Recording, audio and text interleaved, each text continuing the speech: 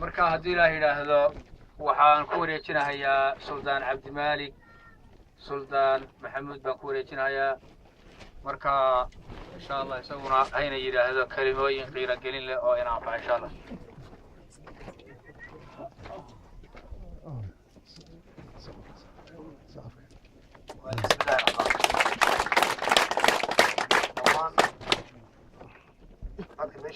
gudoomiyaha gobolka degmada maamulada meesha fadhiya ragga qurba joogta ee inoo yimid ka tirsan waddankeena iyo magaaladeena dadka sii degan caqabadaha odayaasha dhaqanka iyo sanaadiinta iyo ugaasiyada gabdhaha dumarka ee meesha fadhiya dhammaan waa salaaminta assalaamu calaykum waraxmatullaahi wabarakaatu salaan kadib munaasabadan maanta aan isugu nimid ee karabicile laga sameeyey waa munaasabad aad qaali u ah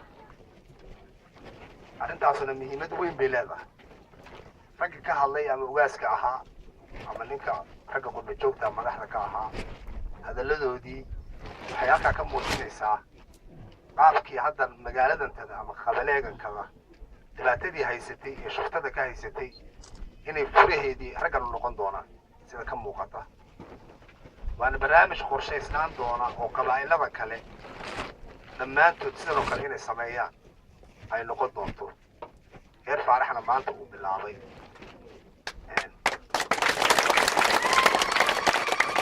annaga iyo hadda reer dalal ahaan iyo guddoomiyaha gobolka iyo barnaamij ahaan waqtiyada soo socda waan kusii tala gashanayn markaan kaftamayno odayaasha iyo shirarkanagana sidan oo kale dhammaan in la mari doono maadaama nimankaas shuftada ee waddanka ka jiray ay dhammaadeen waxa ka sii hadhay ee yarka ah ee dhibaatada waddanka ku haya si caam ah dadku inta uga wada hadlo siday meesha intooda u dambaysay meesha uga